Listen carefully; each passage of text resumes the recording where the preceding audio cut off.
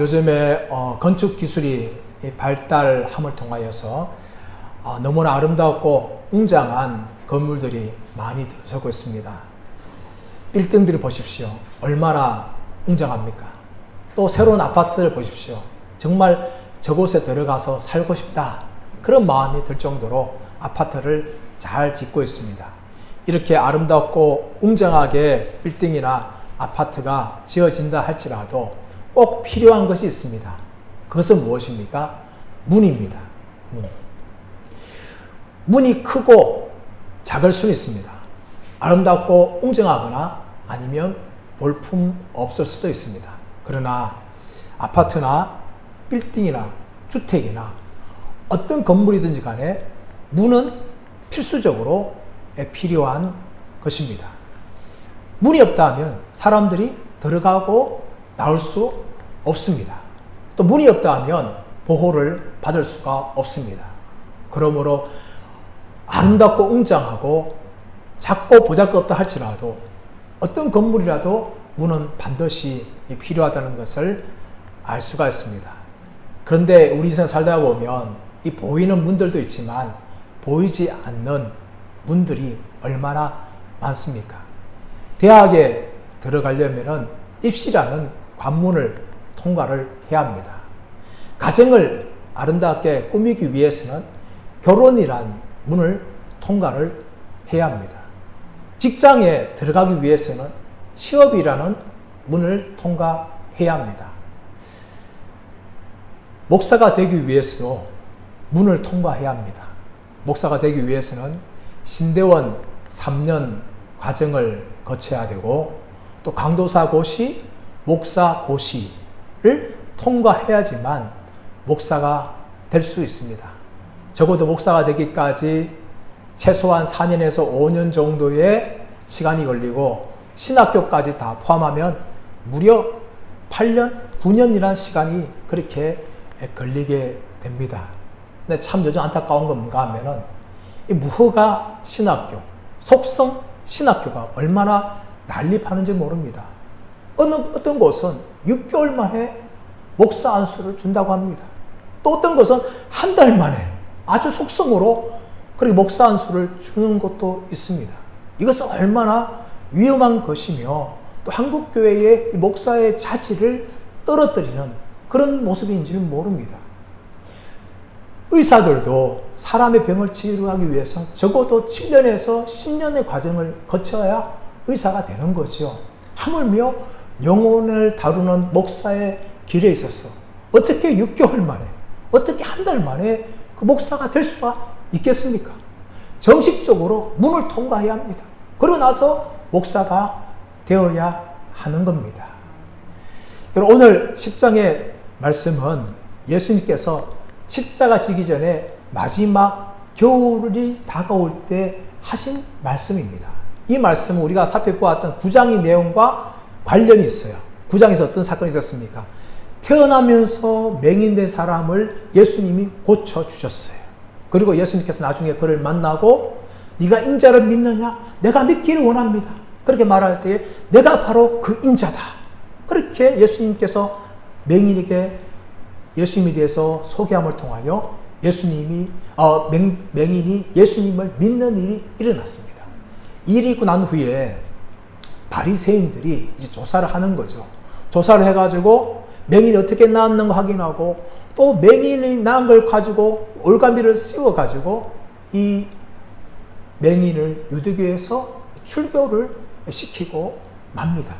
이런 사건이 있을 때에 예수님께서는 이 바리새인들과 유대인들을 향하여서 나는 양의 문이다 라고 예수님께서 직접 설명을 하십니다. 그런데 예수님 설명하실 때 항상 예수님께서는 중요한 말을 하실 때 비유로 말씀을 하시죠. 오늘 요한복음 10장 1절부터 10절까지는 바로 예수님께서 내가 양의 문이다라고 말씀하시는 비유가 나옵니다. 1절부터 6절까지도 나오고 또 7절부터 10절까지도 그렇게 나오고 있죠. 그런데 예수님께서 1절부터 6절까지 예수님께서 나는 양의 문이라는 것을 비유로 설명을 하세요. 그런데 이것을 사람들이 못 알아듣습니다. 못 알아들으니까 예수님 어떻게 하시는가 하면 7절 말씀에서 또 강조하시면서 설명을 하죠. 7절 어떻게 시작합니까? 그러므로 라고 시작합니다. 그러므로 내가 진실로 진실로 너희에게 이르노니 나는 양의 문이다 라고 예수님께서 양의 문이라는 것을 설명하는 거예요. 여러분, 양의 문이 뭡니까? 양들이 들어갈 때 사용해야 되고 나갈 때 사용하는 출입문이 아닙니까? 그 출입문을 양들이 통과해야 되듯이 하나님의 백성인 양들은 나를 통과해야 한다. 그래서 예수님께서 양의 문이라고 그렇게 설명을 합니다. 자, 그렇다면 예수님께서 말씀하신 이 양의 문이 어떤 문일까요? 첫 번째 따라하겠습니다. 구원의 문입니다. 예수님께서 말씀하시는 이 양의 문이라는 것은 구원의 문이라는 것을 말씀하신 것입니다. 9절 말씀 보십시오, 여러분. 내가 문이니 누구든지 나로 말미암아 들어가면 구원을 받고 라고 말하죠. 내가 문이니 누구든지 나로 말미암아 들어가면 구원을 받는다는 거예요. 예수님이라는 이 문을 통과해야지만 구원을 받게 되는 것을 예수님께서 말씀을 합니다. 9절에서는 내가 문이다 설명하시고 7절 말씀에서는 나는 양의 문이다 라고 그렇게 구체적으로 말씀을 하시죠. 여러분, 목자들이 양들을 키울 때 특히 여름이 다가오면 이 마을 쪽에, 집 근처나 마을 쪽에 있는 이 들판에는 풀들이 다 말라버려가지고 이 여름에 몇 달 동안 목자들이 어떻게 하는가 하면 양떼를 이끌고 다른 넓은 들판이나 산으로 올라갑니다. 그곳에는 아직 마르지 않은 풀들이 있어요. 그 풀들에서 그 양들이 마음껏 먹기 위해서 양떼를 데리고 인도를 하고 그렇게 넓은 들판을 찾아갑니다. 그런데 하루 이틀 끝나는 것이 아니라 한두 달, 최소한 여름 보낸 동안 그 들판에 머물러야 돼요. 그래서 양들이 들어가야 되는 우리가 필요하지 않습니까? 그 우리를 만들기 위해서 목자들은 돌을 구해옵니다. 돌을 쌓고 담을 쌓습니다. 그리고 그 위에 날카로운 가시나무들을 올려놔요. 그리고 임시적으로 울타리를 만들어요. 울타리 우리를 만들었는데 문제는 뭔가 하면 문이 없는 거예요. 문이. 양들이 들어가야 되는데 들어가는 문을 만들어야 되는데 입구 문을 어떻게 만드는가 하면 목자가 직접 밤이 되면 문이 됩니다. 목자가 그 입구에 누워버립니다. 누워버려가지고 양들이 들어가는 것 나오는 걸 다 못하도록 막아버리죠. 그렇게 목자들은 양들을 그렇게 보호합니다. 만약에 이 양들이 넓은 들판에서 마음껏 풀을 먹다가 목자가 만드는 임시 우리 안에 들어가지 아니하면 어떻게 될까요? 바로 그 밤에 양들은 다 사나운 들짐승의 밥이 되고 맙니다. 밤이 되어지면 낮에도 목자의 돌봄을 받았지만 밤이 되어지면 목자가 만드는 우리 안으로 들어가야 돼요. 그리고 우리 안에 들어갔을 때에 목자가 문이 되어서 지켜줘야 됩니다. 근데 그 문을 통과해서 들어가지 아니하면 어떤 양이랄지라도 모두가 다 야생 들짐승의 밥이 되고 마는 거예요. 그러므로 이 목자의 문은 어떤 문입니까? 구원의 문이라는 거죠. 구원의 문을 통과해야지만 양들은 안전할 수가 있는 것입니다. 이 문은 어떤 문일까요? 바로 유일한 문이에요. 목자들이 들판에서 임시 우리를 만들고 울타리를 세워서 안전하게 보호할 때에 문을 단 하나만 만듭니다. 왜 그렇습니까? 문을 여러 개 만들면 양들을 관리가 할 수 없는 거예요. 보호할 수가 없는 거예요. 그래서 목자가 친히 입구 문을 하나만 딱 만들어가지고 자기가 직접 그 자리에 누움을 통하여 양이 문이 되어지고 양들을 지켜주는 겁니다. 그래서 예수님께서는 이 문이라 말할 때에 유일한 문으로 설명을 합니다. 우리 한글에서는 잘할 수 없지만 이 헬라어 성경이나 영어 성경 보면 정관사 드가 들어가 있는 거예요. 정관사 드라는 것은 유일한 의미가 있어요. 예수님께서는 여러 문 중에 하나가 아니라 양들이 반드시 출입해야 될 오직 유일한 한 개의 문이라는 것을 예수님께서는 그렇게 우리에게 말씀하고 있는 것입니다. 하나님께서는 바로 이 유일한 문이신 예수님을 이 땅에 보내주시고 우리의 죄를 위해서 십자가에 죽게 하시고 3일 만에 부활하심을 통하여서 우리가 예수님을 믿을 때에 구원을 얻을 수 있는 이 구원의 통로를 우리에게 만들어 주신 것입니다. 요한복음 3장 16절 말씀에 하나님의 세상을 이처럼 사랑하사 독생자를 주셨으니 이는 저를 믿는 자마다 멸망하지 않고 영생을 얻게 함이라. 할렐루야. 하나님께서 오직 예수님만을 우리에게 구원자로 보내어 주셨다고 말씀하고 있습니다. 또 예수님께 이 땅에 오셔서 내가 곧 길이요 진리요 생명이니 나로 말미암지 않고는 아버지께로 올 자가 없다고 말하고 있죠. 그 길과 진리와 생명은 정보안서 들어 들어가는 것. 오직 유일한 길이고 오직 유일한 생명이라는 것을 예수님께서는 말씀하고 있는 것입니다. 그뿐만 아니라 사도 베드로가 유대 관원들에게 말씀을 전할 때에 다른 이로서는 구원을 얻을 수 없나니 천하 사람 중에 구원을 얻을 만한 다른 이름을 우리에게 허락하신 적이 없다라고 이야기합니다. 오직 한 가지의 이름만 말씀하신 것이죠. 그 이름이 뭡니까? 바로 예수 그리스도라는 것을 우리에게 말씀하고 있는 것입니다. 그렇다면 여러분, 이 유일하신 분이신 예수 그리스도를 누가 통과할 수 있을까요? 바로 누구든지 통과할 수 있는 거예요. 9절 말씀 다시 보십시오, 여러분. 내가 문이니 누구든지 나로 말미암아 들어가면 누구든지 나로 말미암아 들어가면 구원을 얻는다는 거예요.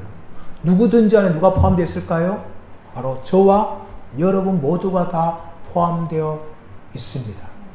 여러분 목자 안에 있는 이 양들은 참 다양한 양들이 있어요. 어떤 양들은 점박이 양이 있을 거예요. 얼룩덜룩한 검은 점이 있는 점박이 양. 어떤 양은 참 나약하고 병든 양일 수 있을 거예요. 또 어떤 양은 참 토실토실하고 살찐 양도 있을 거예요. 어떤 양은 아주 온순한 양도 있고, 어떤 양은 정말 주인의 말을 정말 안 듣는 고집센 그런 못된 양도 있을 겁니다. 근데 여러분, 양이라면 어떤 양이 상관없어요. 점박이 양이든 못생긴 양이든 비실비실한 양이든 토실토실한 양이든 순종하는 양이든 고집센 양이든 어떤 양이든 상관없이 양이라면, 목자의 양이라면 누구든지 우리 안으로 들어갈 수가 있는 것입니다. 사랑하는 여러분, 누가 들어갈 수 있을까요? 누구든지 들어갈 수가 있는 겁니다. 오직 예수님이란 분은 다른 사람이 아니라 저와 여러분 누구든지 바로 예수님을 믿을 수 있고 예수님을 통하여 구원을 얻을 수 있다라고 성경은 우리에게 말씀하고 있는 것입니다. 여러분, 주일학교 때 우리 지금은 참 부르지 않아요. 지금은 얼마나 또 좋은 곡들이 얼마나 많습니까? 그러나 주일학교 때 부른 노래들이 있죠. 그 노래 중 한 가지 뭔가 하면은 천국에 들어가는 길은 예수님 뿐이시죠. 천국에 들어가는 길은 예수님 뿐이지요. 황금집으로 가는 길도 예수님 뿐이지요. 다른 길은 없어요. 아멘. 천국에 들어가는 길은 예수님 뿐이지요. 여러분, 이 짧은 곡이 얼마나 우리에게 정말 구원의 진리에 대해서 말씀하고 있는지 모릅니다. 천국에 들어가는 길은 오직 예수님 뿐이죠. 다른 길은 없어요. 여러분, 다른 길은 없습니다. 오직 예수님밖에 없어요. 그런데 이 천국에 들어가는 길을 천국에 들어간 문으로 바꾸어도 전혀 내용이 달라지지 않습니다. 천국에 들어가는 문은 예수님 뿐이지요. 황금집으로 가는 문도 예수님 뿐이지요. 여러분, 오직 천국에 들어가는 길과 천국에 들어가는 문은 오직 예수님밖에 없는 줄 믿습니다. 근데 오늘날 여러분, 종교다원주의가 얼마나 이 세상에 많은 이 진리에 대해서 오염시킨 줄을 모릅니다. 종교다원주의가 뭡니까? 산 정상에 올라가는 길은 A 코스도 있고 B 코스도 있고 C 코스도 있고 D 코스도 있다. 어떤 길로 올라가기만 하면 산 정상에 오를 수 있다. 이게 종교다원주의예요. 구원을 얻는 것이 산 정상이라면 그 구원을 얻는 산 정상 가기 위해서는 예수란 길도 가고, 습관한 길도 가고, 마음의 뜻 길도 가고, 또 무슨 남녀 하는 길도 가고 여러분 많은 길로 갈 수 있다 라고 말하는 것이 종교다원주의입니다. 그러나 그것은 성경이 말씀하고 있는 진리가 아니에요. 성경이 말씀하고 있는 진리는 뭡니까? 오직 예수님만이 천국에 들어가는 문이며 오직 예수님만이 황금집으로 들어가는 문이라는 것을 우리에게 말씀하고 있습니다. 사랑하는 여러분, 저와 여러분이 오직 예수님을 붙잡은 말미암아 하나님의 백성된 은혜에 쓰시기를 축복합니다. 두 번째 따라하겠습니다. 생명을 얻게 하는 문입니다.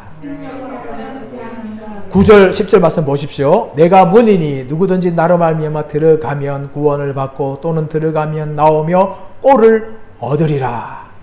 도둑이 오는 것은 도둑질하고 죽이고 멸망시키는 것뿐이요 내가 온 것은 양으로 생명을 얻게 하고 더 풍성히 얻게 하려는 것이라.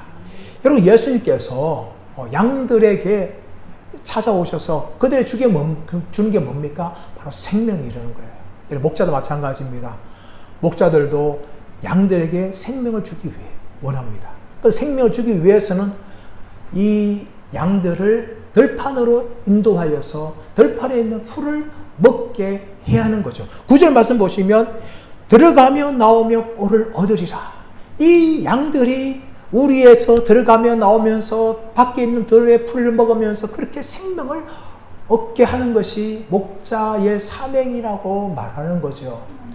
유대 마을에서는요, 여름 돼서 들판에 나가기 전에는 대부분 다 마을에 있는 넓은 뜰에서 공동으로 양들을 키웠어요.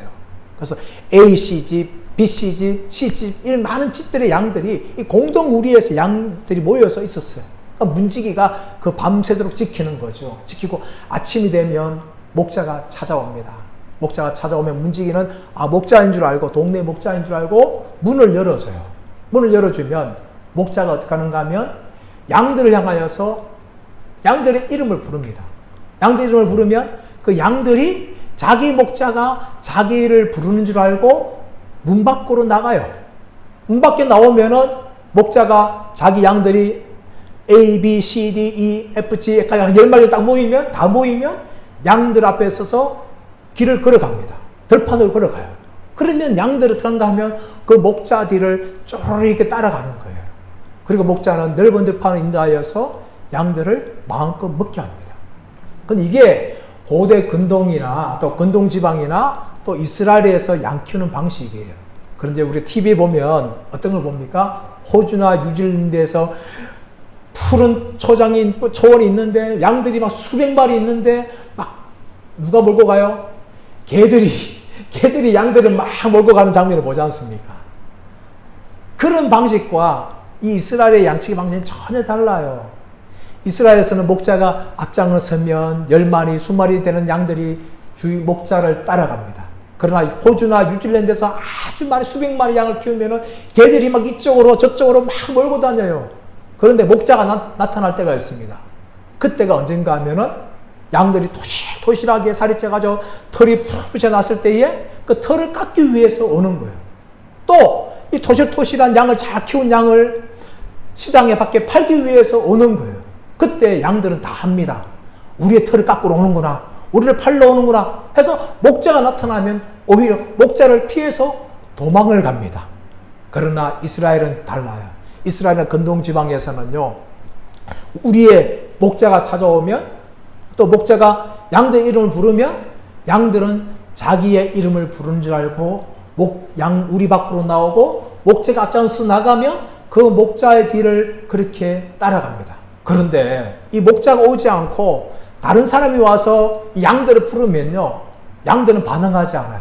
그리고 오히려 그 자기를 부를 때에 그 사람을 피해서 도망을 갑니다. 왜 그럴까요? 8절 말씀 보십시오, 여러분. 8절 말씀 보시면 나보다 먼저 온 자는 다 절도요 강도니 양들이 듣지 아니하였느니라. 예수님이 아니라 다른 목자들은 뭐라고요? 절도요 강도라는 거예요. 이 절도라는 것은 크레테스라는 단어예요. 이 단어는 어떤 의미인가 하면은 몰래 훔치는 자를 의미합니다. 강도는 헬라어로 레스테스라는 단어지만 이것은 폭력적으로 빼앗는 자예요. 도둑이 어떻게 합니까? 도둑이 때로는 주인 몰래 물건을 훔치지 않습니까? 그러다 혹시 들키면 주인에게 폭력을 가하고 위협을 가해서 그 주인의 물건을 뺏어서 도망가는 것이 도둑이에요, 여러분. 그래서 도둑은 뭡니까? 절도요, 강도다라고 예수님께서 말씀을 하시는 거죠. 그런데 양들은요, 이 절도와 이 강도 같은 도둑의 말을 듣지 않습니다. 예수님 당시에 이 절도와 강도와 같은 도둑들이 있었어요. 영혼의 도둑들 누굽니까? 바로 바리새인들이었어요. 그들은 율법을 잘 지키려고 수만 가지 율법을 지키는 규례를 만들었어요. 근데 문제는 뭡니까? 자신들도 다 못 지켜요. 다 못 지키는데 그 무거운 율법의 계명들을 가지고 일반 유대인 백성들에게 짊어지는 거예요. 이대로 살아야 돼. 이거 어기면 죄인이야. 하면서 그들은 수많은 종교적인 계명을 가지고 백성들을 억압했습니다. 그리고 더 나아가서 예수님을 믿게 되어지면 유대교에서 출교시킨다. 그렇게 정하였어요. 누가 맹인이었습니까? 태어나면서 맹인된 사람이 맹인이 아니라 정말 바리새인들, 그 당시에 종교 지도자들이 바로 맹인이었고 이 영혼을 도둑질하는 그런 도둑들이었습니다. 그런데 예수님부터 고침받은 이 맹인은 바리새인들의 말을 듣지 않습니다. 왜냐하면 그는 눈을 뜨고 예수님을 믿게 되어서 예수님의 양이 되었습니다. 목자의 양이 된 그 양들은요, 다른 목자나 또 사람들의 음성에 귀를 기울이지 않습니다. 오직 자신의 목자가 자기를 부를 때에만 반응하고 그 주인을 향하여 따라가는 것이죠. 그래서 예수님께서는 그 도둑과 달리 예수님은 자신이 진짜 목자라는 것을 설명합니다. 10절 말씀 보시면 도둑이 오는 것은 도둑질하고 죽이고 멸망시키는 것뿐이요 내가 온 것은 양으로 생명을 얻게 하고 더 풍성히 얻게 하려는 것이라. 도둑이 하는 거 뭡니까? 도둑질하고 죽이고 멸망시키는 거예요. 이 도둑의 악함을 다 설명하지 않습니까? 그러나 예수님께서는 내가 온 것은 양으로 생명을 얻게 하고 더 풍성히 얻게 하려 함이라 라고 말씀합니다. 예수님께서는요, 양들을 잘 되게 하기 원합니다. 양들이 정말 생명을 얻기 원해요. 이 생명이 뭡니까? 단지 우리가 가지고 있는 육신의 생명, 이 땅에서 정말 건강하게 오래 살게 하는 그런 생명 말한 것이 아니에요. 예수님께서 말씀하시는 이 생명은 바로 영적인 생명입니다. 우리가 태어날 때 모든 사람들이 다 육적인 생명을 가지고 태어납니다. 어떤 사람은 20년, 어떤 사람은 30년 살 수도 있지만 모든 사람들이 다 부모로부터 태어날 때에 육신의 생명을 가지고 태어나며 그렇게 살아갑니다. 그러나 영적인 생명은 육신의 부모로부터 받을 수가 전혀 없는 것입니다. 이것은 하늘로부터 받는 거예요. 우리가 요한복음 3장에서 니고데모를 만났습니다. 니고데모는 사내들인 공의의 회원이었고 또 그는 바리새인이었고 율법 선생이었습니다. 오늘날 말하면 목사면서 신학 박사 정도에 해당하는 사람이죠. 그러나 이렇게 목사고 신학 박사였던 니고데모가 예수님께 무슨 소리 듣습니까? 네가 거듭나야 되겠느니라. 네가 아무리 율법 선생이고 네가 아무리 바리새인이랄지라도 너는 아직까지 육적인 생명만 가지고 있다. 너는 아직까지 하늘의 생명이 없는 자다. 하늘의 생명을 얻기 위해서는 하늘로부터 다시금 태어나야 한다 하면서 니고데모에게 너는 거듭나야 되겠다 라고 예수님께서 설명을 하신 것입니다. 아무리 목사의 집안에 태어나고 믿음의 3대 4대 가운데 태어난다 할지라도 거듭나지 아니하면 그는 아직까지 육적인 생명밖에 없는 사람들입니다. 영적인 생명이 없는 사람이에요, 여러분. 영적인 생명이 없으면 어떻게 될까요? 바로 영원한 생명을 누릴 수가 없는 겁니다. 이 땅에서 거듭나서 하늘로부터 태어나는 이 영적인 생명이 없는 사람들은, 단지 육적인 생명을 가지고 있는 사람들은 영원한 생명이 아니라 영원한 멸망을 받게 되어지는 거죠. 우리가 죽어서 천국 앞에고 지옥 앞에 설 때에 누구에게 천국문이 열릴까요? 이 땅에서 거듭나서 하나님의 백성이 된 사람에게 천국문이 열립니다. 그러나 이 땅에서 거듭나서 구원받지 못한 사람들, 천국문이 아니라 그들에겐 지옥문이 열릴 수밖에 없는 것입니다. 너무나 안타까운 것이죠. 예수께서 주기 원하시는 것은 바로 영적인 생명입니다.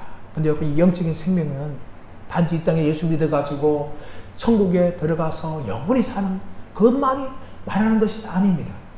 이 영적인 생명은 하늘로 거듭나는 거지만 바로 하나님과 동행하며 살아가는 생명을 말하는 겁니다.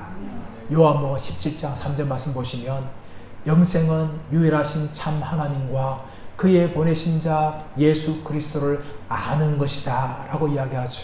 이 안다는 것은 우리가 성경을 얼마나 암기하고 그런 아는 것을 말하는 것이 결코 아닙니다. 이 안다는 것은 바로 관계적인 것을 의미하죠. 이 안다는 단어가 창세기 말씀 보시면 아담과 하와가 동침함에 야다와 같은 의미를 가지고 있어요.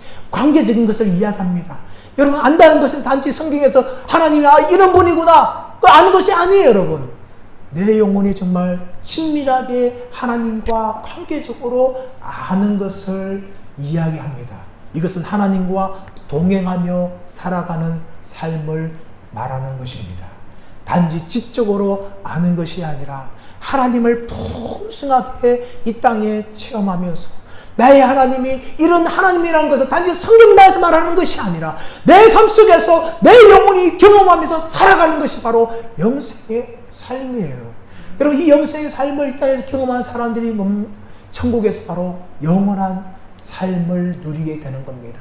이 땅에서 하나님 없이 살아가고 하나님과 전혀 친밀한 만남을 누리지 못한 사람들은 어쩌면 천국에서 하나님과 친밀한 만남을 누리지 못할 겁니다. 왜냐하면 이 땅에서 거듭나지 않았고 이 땅에서 하나님과 영생의 기쁨을 누리지 못하기 때문에 어떻게 천국에서 영원한 생명을 누리며 하나님과 함께 살아갈 수가 있겠습니까? 그것은 일어날 수 없는 일입니다. 이 땅에서 영적으로 거듭나고 이 땅에서 영생의 삶을 누리는 사람들이, 하나님과 함께하는 삶을 누리는 사람들이 바로 영원한 천국에서 삶을 살게 되는 겁니다. 근데 여러분, 우리에게는 예수님 당시에 바리새인들이 영혼의 도둑들이었다면 우리에게도 지금 여전히 영혼의 도둑이 있습니다. 그 도둑이 누굴까요? 바로 마귀입니다. 오늘 말씀하고 있는 도둑이 뭡니까? 마귀입니다. 도둑은 죽이고 훔치고 멸망시키는 것이지만 이것이 도둑이 할 일이에요. 여러분, 마귀가 하는 일이 뭡니까? 우리의 영혼을 도둑질하고 우리 영혼을 죽이고 우리 영혼을 멸망시키려고 하는 것이 마귀의 목적입니다. 그것이 창세기 3장에서 이미 나타났습니다. 아담과 하와가 에덴 동산에 있을 때에 사탄은, 마귀는 뱀으로 접근하죠. 그럼 뱀으로 누구에게 접근합니까? 하와에게 접근하고 하와를 넘어뜨립니다. 하와는 넘어졌습니다. 그리고 하나님께서 금지하였던 선악을 알게 하는 나무의 열매를 따먹고 자기와 함께 있던 아담에게도 주었습니다. 그래서 아담과 하와 모두가 다 하나님 말씀에 불순종하게 되었습니다. 이로 인하여서 어떤 일이 발생했습니까? 아담과 하와는 하나님께서 에덴 동산에 대리자로 세웠던 그 영광스러운 자리를 박탈당하고 마귀와 죄의 종으로 전락되고 말았습니다. 그리고 에덴 동산에서 하나님과 동행하면서 풍성하게 누렸던 그 기쁨을 잃어버리고 이제 에덴 동산에서 쫓김 당하고 말았습니다. 만약에 하와가 뱀의 거짓말에 속지 않고 하나님 말씀에 순종하며 살아갔다면 아마 인류는 지금까지 에덴 동산에서 행복하게 하나님의 은혜와 영광을 맛보면서 하나님의 풍성을 맛보면서 그렇게 살아갈 수 있었을 것입니다. 그러나 하와는 뱀의 유혹에 넘어졌고 아담과 함께 범죄함을 통하여서 하나님의 영광을 잃어버렸고 에덴 동산에서 쫓겨남을 통하여 하나님 주시는 이 영적인 풍성까지도 다 잃어버리고 말았습니다. 이것이 인간의 비참한 모습입니다. 인간은 하나님의 형상을 지원받았고 에덴 동산에서 영원한 생명을 누리기로 계획된 존재였지만 아담과 하와의 범죄로 말미암아 인간은 죄의 종이 되고 말았고 하나님 영광을 잃어버렸고 더 나아가서 하나님의 풍성함을 잃어버린 비참한 존재로 전락하고 만 것입니다. 그런데 이것을 하나님께서 불쌍히 여기셔서 예수 그리스도를, 독생자이신 예수 그리스도를 이 땅에 보내셨습니다. 그리고 우리의 죄를 위하여서 십자가에 죽으시고 3일 만에 부활하심을 통하여 우리의 모든 구속을 완성하셨습니다. 그리고 그 예수를 믿는 자들에게 하나님의 자녀란 신분을 허락하여 주시고 하나님의 백성의 자리로 회복시켜 주십니다. 예수를 믿는 자들은 더 이상 마귀의 종이 아닙니다. 죄의 종이 아닙니다. 하나님의 자녀의 신분으로 바뀌게 되어집니다. 어둠의 나라의 백성이 아니라 하나님 나라의 백성으로 바뀌어지는 겁니다. 또 영원한 멸망에서 영원한 생명으로 얻게 되는 것입니다. 구원의 복된 은혜를 누리는 거죠. 근데 구원은 이것만 그치는 것이 아니라 구원은 더 풍성한 세계가 있는 것입니다. 우리가 예수 믿음 말미암아 우리의 죄가 사함받는 죄사함의 특권을 누리지만 단지 죄 사함받는 특권만 누리는 것이 아니라 더 나아가서 이제는 죄의 종으로 사는 것이 아니라 죄를 이기고 죄를 정복하는 능력의 삶을 우리가 살게 되는 것입니다. 하나님을 멀리 떠난 존재에서 이제 하나님과 동행하는 복된 삶을 살게 됩니다. 과거에는 세상적인 것 때문에, 돈 때문에, 오락 때문에, 여러 가지 세상의 명예 때문에 그런 인스턴트가 주는 기쁨을 맛보았다면 이제는 그것이 아니라 하나님과 동행하고 또 하나님 말씀에 주시는 은혜, 또 예배를 통해 주시는 은혜, 기도를 통해 주시는 이 풍성한 복을 누리며 살게 되어지는 것입니다. 그것이 바로 예수님을 양의 문이라신 예수님을 통과한 사람들이 누리게 되어지는 복된 은혜임을 우리에게 말씀하고 있습니다. 이제 말씀에 결론을 맺습니다. 사랑하는 여러분, 하나님께서는 우리의 영혼이 하나님 안에서 생명을 얻고 더 풍성하게 되기를 원하십니다. 이것을 위해서 우리가 해야 할 것이 두 가지가 있습니다. 하나는 무엇입니까? 바로 하나는 우리 죄를 위해서 십자가에 죽으신 예수님을 믿음 말미암아 양의 문을 통과해야 합니다. 하나님의 집인 천국에 들어가기 위해서는 천국 문을 통과해야 되는데 그 천국 문이 무엇입니까? 바로 예수 그리스도입니다. 예수님을 통과하지 않으면 우리는 천국에 들어갈 수가 없습니다. 하나님의 보호를 받을 수가 없고 하나님의 은혜를 누릴 수가 없는 것입니다. 그러므로 정말 예수 그리스도란 문을 통과하신 저와 여러분들 되시기를 간절히 바랍니다. 그리고 더 나아가서는 우리는 그 생명을 누렸다면 예수 믿는 것만으로 만족해서는 안 됩니다. 예수님 안에 있는 풍성한 삶을 누려야 합니다. 예수님께서 우리에게 생명을 얻게 하고 더 풍성히 얻게 하기를 원하셨습니다. 그렇다면 우리도 동일하게 예수님께서 우리에게 말씀하신 것처럼 우리가 구원받은 자로서만 그치는 것이 아니라 이 구원의 세계 속에 안에 있는 더 풍성함을 저와 여러분들 모두가 다 누리시기를 간절히 바랍니다. 이제 여름이 되었습니다. 여름이 되면 많은 사람들이 해수욕장을 가죠.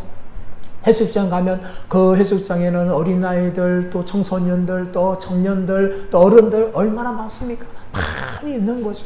근데 여러분 4살, 3살 어린아이들이 깊은 바다로 나갈 수가 없어요. 그 애들은 3살, 4살 아이들은 파도가 찰랑찰랑거리는 그 옆에 모래에서 모래성을 쌓으면서 그렇게 놀 수밖에 없습니다. 그러나 중고등부되고 또 청년되고 어른들은 들어갑니까? 튜브를 가지고 해수욕장 안으로 들어가죠. 깊은 바다로 들어갑니다. 더 깊이 들어갑니다. 수영을 잘하는 사람에서 더 들어가는 거죠. 마치 이처럼 아직까지 신앙의 초보들은 모래사장에서 3살, 4살짜리 아이들이 노는 것처럼 그렇게 놉니다. 그러나 우리는 그 수준에 머무르서는 안 됩니다.